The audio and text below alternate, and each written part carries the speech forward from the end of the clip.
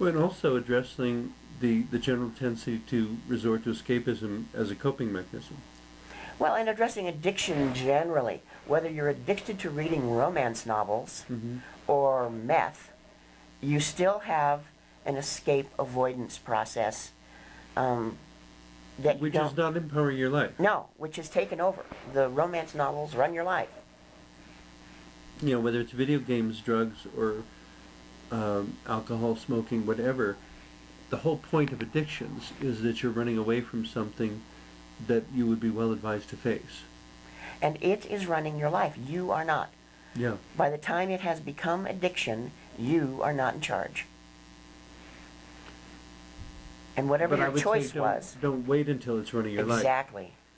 You know, pay attention to what's going on in your life and where you're spending the most of your time. And whether that is something that is empowering you and moving you toward your goals, or whether it is something that's affirming your values, or whether it is something that you use as a coping mechanism because I don't want to deal with that right now. Yes. Anytime you say, I don't want to deal with that right now, and you go do this, note how many times a day you're doing that. Be aware, pay attention, show up in your own life. If it's more than an occasional thing, that's the seed of an addiction. Right there. And you can be addicted to anything. Anything. Workaholism You can be is an addicted to addiction. going to church. Yes. You know, if your church attendance is used as a distraction to keep you from dealing with your life. Right. I'm not thinking about any of this. I'm going to go to church instead. Yeah. I have to go am to I choir thinking in meetings church and the about... meetings and the board meetings and the yes. prayer groups and they need me. Yes. Uh-huh. and you're not dealing with your life. No. You know, that's an addiction. People don't seem to understand that codependency is an addiction. Trying to fix someone else instead of addressing yourself is addiction. It's a way of putting it off. Which, all of this is a much broader example of, you know, we were addressing the correctional system. It's the same dynamics working in both places. Inside and outside, it's the same dynamic. Inside, it's magnified. And much more difficult to ignore. Much more difficult to ignore and harder to deal with. It is much harder to change the process of a 27-year-old than to address the thinking processes of a 14-year-old. Okay. So partially because of time. Partially because of time. Partially because we do tend to put the hospital at the bottom of the cliff. And there are times when, you know, they're just road pizza. The hospital isn't going to help. It's too late, period. Oh. There are some people who have been so badly damaged. They're not the majority or even most, but they exist. And we need to show what kind of people we are by our response to them. Not what kind of people they are, but what kind of people we are. What kind of society we choose to have. Which, you know, brings the question of, so how would an intelligent, compassionate person respond to someone with those sorts of extreme clinical problems? Well, for number one, when you see somebody on the side of the road with a sign, please help, don't give them money. They will drink it, they will snort it, they will shoot it up. Give them a coupon for food at a local restaurant. Okay. Or a resource, you know, a list of here's where the food banks are, here's where the clothing banks are. Don't give them money. That's enabling.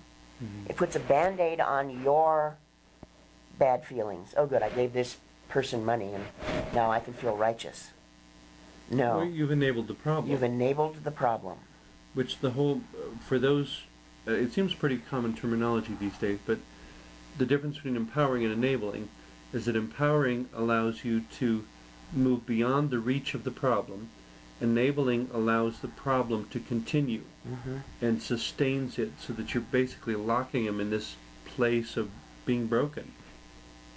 That's it. And that's the default position of our culture, and therefore the default position of our institutions. So in okay, there may be people watching who are actually employed by these institutions. In their capacity, in whatever job they're doing, it seems to me a basic place to start is with mutual respect. Yes. To see that this is not a number, this is not my next case, this is a person. A person with a history, a person with a story, a person with feelings, a person who may have dreams and hopes that they may have despaired of ever reaching. And maybe what they need most is hope. Maybe what they need most is a smile or someone to believe in them.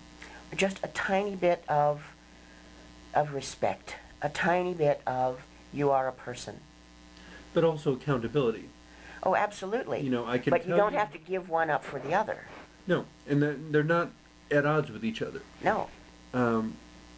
In respecting someone, to say, I can tell you where the training program is, I can tell you the resource available, but it's entirely up to you To get there. To get there, to And do do the it. work, to develop yourself. Right. Because it seems like an odd contrast, but I'm also an occasional bodybuilder.